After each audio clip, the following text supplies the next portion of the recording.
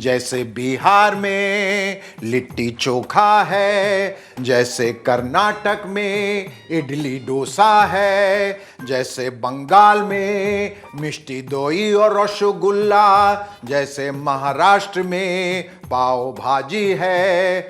हम साथ साथ हैं, हम साथ साथ हैं। मुंह में पानी आ गया। तुम्हारे मुंह में तो पानी आ गया बंदरू, लेकिन बीजेपी के मुंह का स्वाद खराब हो गया है।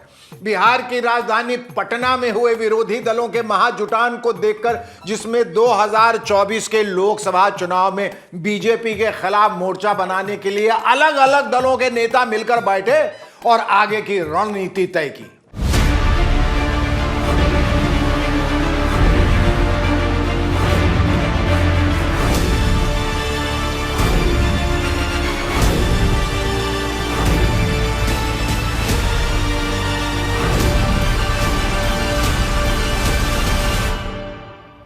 आप सब तो जानबे करते हैं ना कि पटना में नीतीश जी के बुलावे पर देश भर के कई दलों के नेता आए। अब बीजेपी के खिलाफ राष्ट्रीय स्तर पर महागठबंधन बनाने की पहली तैयारी कर ली। हालांकि इस बैठक में बहुजन समाज पार्टी की मायावती जी, तेलंगाना के मुख्यमंत्री केसी चंद्रशेखर राव, आंध्र प्रदेश के मुख्यमंत्री जगन मोहन रेड्डी, आंध्र प्रदेश के पूर्व मुख्यमंत्री चंद्रबाबू नायडू, उड़ीसा के मुख्यमंत्री नवीन पटनायक, अकाली दल के सुखबीर सिंह बादल जैसे नेता नहीं थे, जो देश के अलग अलग राज्यों में प्रमुख गैर भाजपा दल हैं। लेकिन जो नेता दल पटना में आए उनकी सूची बहुत लंबी है। जैसे राष्ट्रवादी कांग्रेस पार्टी के शरद पवार, झारखंड के मुख्यमंत्री हेमंत सोरेन, तमिलनाडु के मुख्यमंत्री स्टालिन, दिल्ली के मुख्यमंत्री अरविंद केजरीवाल, महाराष्ट्र के पूर्व मुख्यमंत्री उद्धव ठाकरे, समाजवादी पार्टी के अखिलेश यादव, सीपीएम के महासचिव सीताराम येचुरी, सीपीआई के डी राजा, सीपीआई-एमएल के दीपंकर भट्टाचार्य, आरजेडी के लालू यादव के अलावा कांग्रेस अध्यक्ष मल्लिकार्जुन खड़गे और कांग्रेस नेता राहुल गांधी भी थे। नीतीश बाबू ने सबके नाम भी लिए, जैसे अभी अभी हमने लिए। और सब अनेक पार्टियों के लोग रहे, सब लोगों की बात आई और काफ़ी अच्छी मुलाकात हुई है और एक साथ चलने की सहमति हुई है। और जितने भी नेता आए उन्होंने एक एक कर 2024 के लोकसभा चुनाव के मद्देनजर इस बैठक में मौजूद सभी दलों की एकता पर सहमति भी जताई। मैंने मीटिंग में भी कहा, यह विचारधारा की लड़ाई है और इसमें हम सब एक साथ खड़े हैं। चुनाव लड़ने की एक कॉमन एजेंडा तैयार कर रहे हैं। हमको खून बहेगा बहने दो, लेकिन हम देश को, जनता को रक्षा करेगा, नहीं तो इंडिया नहीं रहेगा।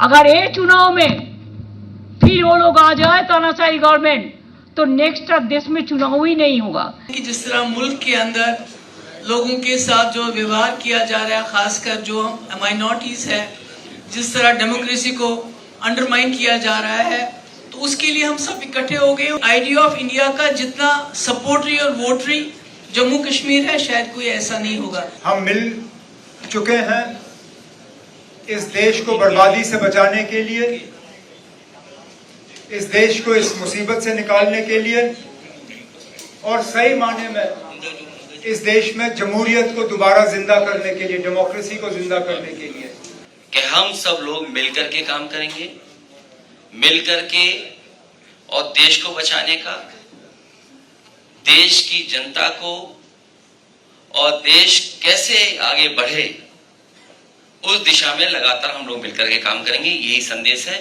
इन सभी दलों की तरफ से यह भी तय किया गया कि इस बैठक में जो आम सहमति बनी है उसे और आगे बढ़ाने के लिए अगली बैठक भी की जाए, और अगली बैठक ऐसी जगह की जाए भैया जहां भीषण गर्मी ना हो बल्कि ठंड हो, जाड़ा हो, तभी न ठंडे मन से बातचीत होगी।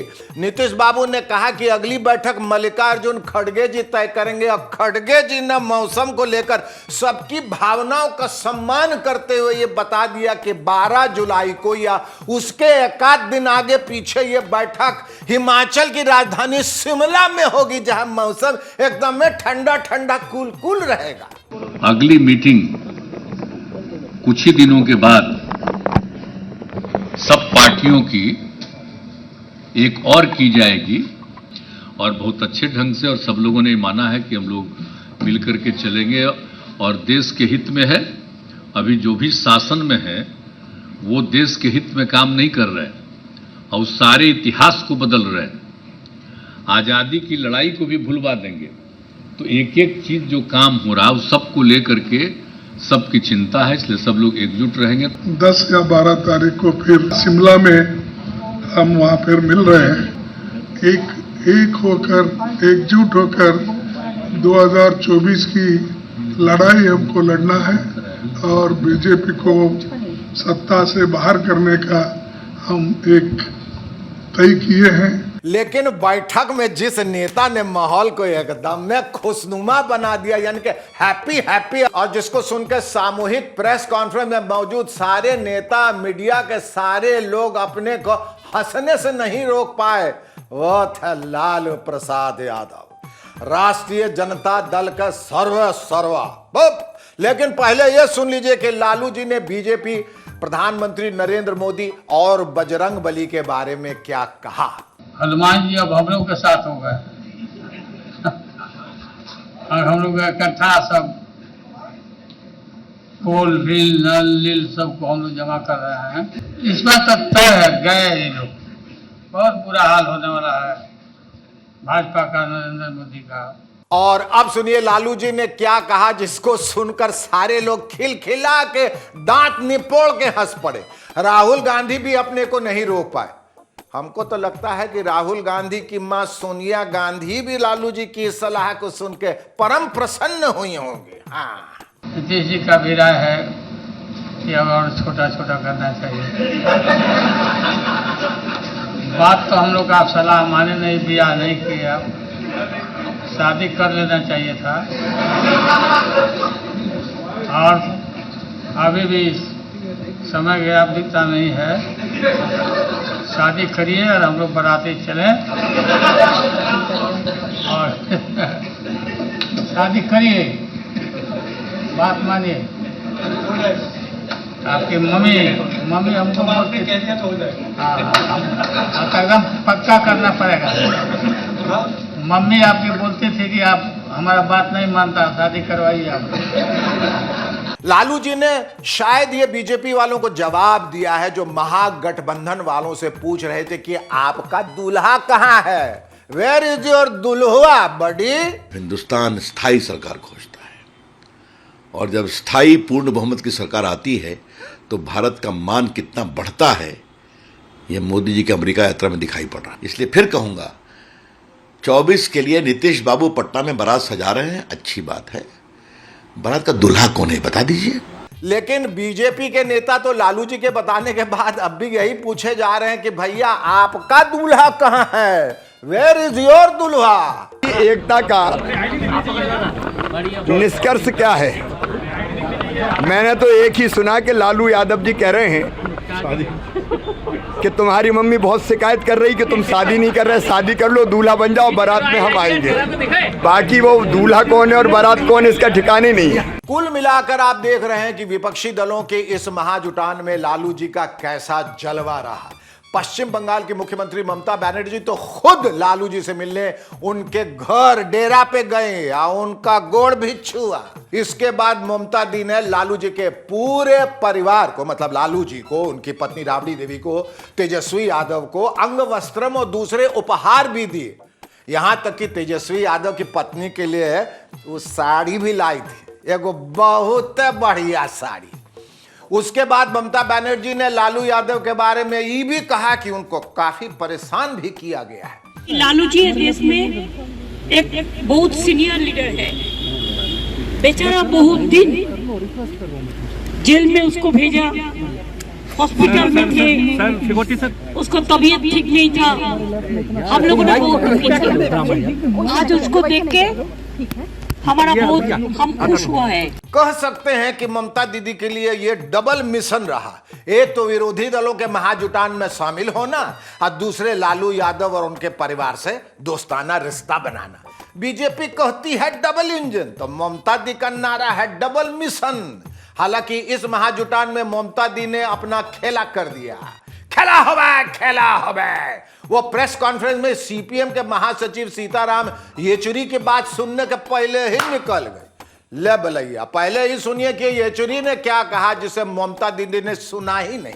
हिफाजत करनी है आज हमारी देश का और अपने मुल्क का चरित्र। हमारा चरित्र है एक धर्मनिरपेक्ष जनतंत्र का गणराज्य।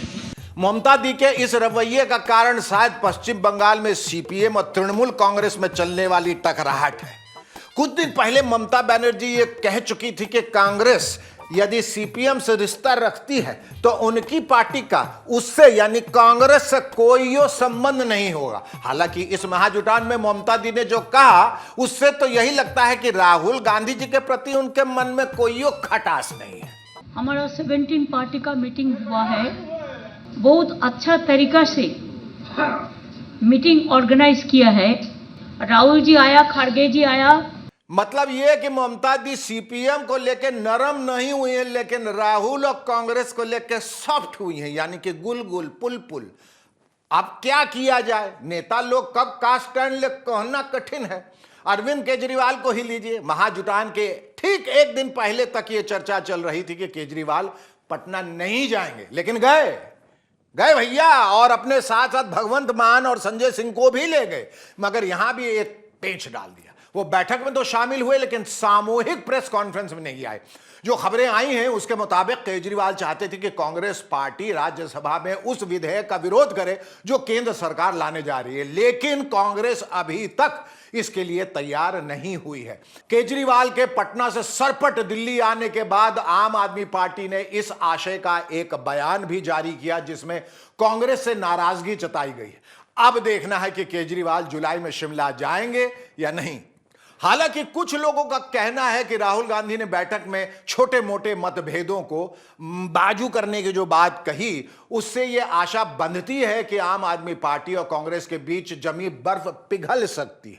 यह सुनिए राहुल ने क्या कहा। हम में जरूर थोड़ी थोड़ी डिफरेंसेस होंगी, मगर हमने ये निर्णय लिया है कि हम एक साथ काम करेंगे, फ्लेक्सिबिलिटी के साथ काम करेंगे और जो हमारी विचारधारा है जिसको हम शेयर करते हैं उसकी हम रक्षा करेंगे। हालांकि यहां यह भी बताना जरूरी होगा कि दिल्ली के कांग्रेस नेता अभी भी केजरीवाल को लेकर हमलावर हैं। कांग्रेस नेता अजय माकन ने केजरीवाल को लेकर एक ट्वीट भी किया है और इस महाजुटान में शामिल सीपीआई एमएल के नेता दीपांकर भट्टाचार्य का कहना है कि अरविंद केजरीवाल मामले को मिसरीड कर रहे हैं।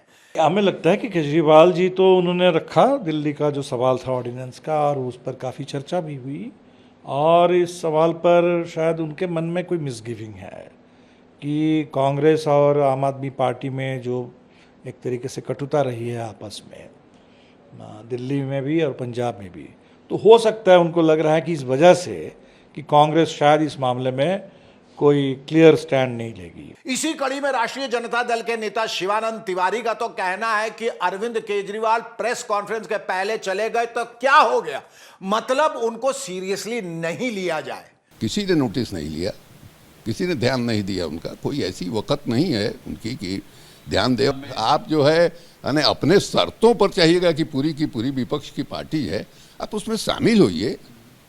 सब लोगों का ये है कि नहीं साहब ये डेमोक्रेटिक राइट जो है उसको ख़त्म कर रही है भारतीय जनता पार्टी। आप भी वही सवाल उठा रहे हैं दूसरे ढंग से। आप जिस ऑर्डिनेंस की बात कर रहे हैं वो भी आपके डेमोक्रेटिक राइट को ही छीनने के लिए वो ऑर्डिनेंस जो है लाया गया है। वैसे इस महाजुटान पर असदुद्दीन ओवैसी भी सवाल खड़े कर रहे हैं और अपनी डफली अलग बजा रहे हैं। हम भी नहीं चाहते कि 2024 में दोबारा देश के प्रधानमंत्री नरेंद्र मोदी बने, हम भी नहीं चाहते, हमारी भी कोशिश होगी। मगर आप इन लोगों का ट्रैक रिकॉर्ड क्या है? कांग्रेस बोलती कि नहीं हम सबसे आगे रहेंगे, नीतीश कुमार ख्वाब देख रहे हैं कि मैं प्रधानमंत्री बन जाऊंगा, दूसरे लोग सब अपने अपने ख्वाबों को देख रहे हैं। वैसे ओवैसी का अंदाज ही यही है, वो सबके खिलाफ होते हैं, यही उनका यूएसपी है। फिलहाल सबसे बड़ा सवाल यह है कि विरोधी दलों के बीच एकता की ये कोशिश सफल हो पाएगी क्या पटना में मौजूद दल सच में बीजेपी और नरेंद्र मोदी को ठीक से चुनौती दे पाएंगे? क्या अगले लोकसभा चुनाव में हर लोकसभा क्षेत्र से बीजेपी के खिलाफ विपक्ष का कोई संयुक्त उम्मीदवार खड़ा होगा? इनके जवाब तो 11 महीने बाद ही पता चलेंगे, जब चुनाव होंगे। जो भी हो, नीतीश बाबू ने अपने एजेंडे पर काम करते हुए विरोधी दलों के नेताओं का जमावड़ा पटना में कर लिया।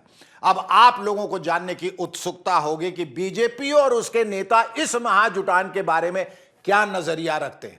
अभी तो ऊपर से लग रहा है कि बीजेपी इसे ज्यादा इंपॉर्टेंस नहीं दे रही है और इसे विपक्षी नेताओं की सिर्फ फोटो अपॉर्चुनिटी बता रही है। पटना में एक फोटो सेशन चल रहा है, सारे विपक्ष के नेता एक मंच पर इकट्ठा हो रहे हैं और संदेश देना चाहते हैं कि हम भारतीय जनता पार्टी को, एनडीए को और मोदी जी को चैलेंज करेंगे। मैं आपसे ये कहना चाहता हूं कि फोटो सेशन के अलावा वो कुछ नहीं था। लालू जी लिट्टी खिला रहे हैं, दिखा रहे हैं, राहुल जी को कह रहे हैं जरा शादी उदी कर लो, वो एक फोटो सेशन नहीं तो और क्या था। बीजेपी अध्यक्ष जेपी नड्डा को समझ में नहीं आया कि ये क्या हो रहा है और क्यों हो रहा है। बिहार के पूर्व उप मुख्यमंत्री सुशील मोदी का कहना है इस सबसे कुछ नहीं होने वाला है, कुछ नहीं। आज पटना की धरती पर राहुल को आदर सहित उनको स्वागत करते हुए जब मैं इनकी तस्वीरें देख रहा हूं तो मुझे याद आता है कि राजनीति में क्या से क्या हो गया। ये करें कि ये अगर इकट्ठा भी हो जाए तो भी कोई उसका फलाफल नहीं निकलने वाला है। और चाय पर इकट्ठा होने का मतलब विपक्षी एकता नहीं होती है। एक टेबल पर बैठ के आपने खाना खा लिया, इसका मतलब ये नहीं हो गया कि विपक्ष एक हो गया। तो अब देखना है कि विरोधी दल वाले और बीजेपी कैसे एक दूसरे को शह देते हैं या मात देते हैं। अपन का क्या, जो जीता वही सिकंदर। वैसे बीजेपी के कुछ नेता प्रधानमंत्री नरेंद्र मोदी की हाल में हुई अमेरिका यात्रा के सिलसिले में एक गाने का वीडियो शेयर कर रहे हैं। यह गाना शाहरुख खान की फिल्म दिल से का है। यह सही है कि भक्त मंडली शाहरुख खान को पसंद नहीं करती, लेकिन अमेरिका में जो मोदी भक्त हैं उनमें से कई शाहरुख भक्त भी हैं। इसीलिए अमेरिका में मोदी जी की अगवानी में उन्होंने शाहरुख पर फिल्माया गया ये गाना गाया है। यूं कहिए कि शाहरुख भक्त और मोदी भक्त का फ्यूजन हो गया। तो आप सब और गिरिराज सिंह जी, आप तो जरूर ये वीडियो देखिए और मेरे साथ मोदी जी के लिए गाइए, चल छैया छैया छैया छैया, चल छैया छैया छैया छैया, चल छैया छैया छैया छैया, चल छैया छैया छैया छैया।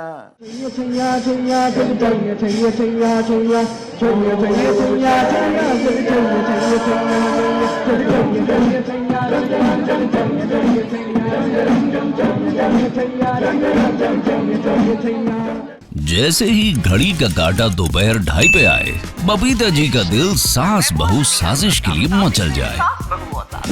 और ये है इनकी बहू, पूरे दिन ऑफिस की टेंशन हो जाए गॉन जब ये करें अपना फेवरेट शो फ्री टाइम पे ऑन। इनकी तरह आप भी देखें अपना फेवरेट शो अपने टाइम पर और डाउनलोड कीजिए एबीपी लाइव ऐप अपने स्मार्ट टीवी पर।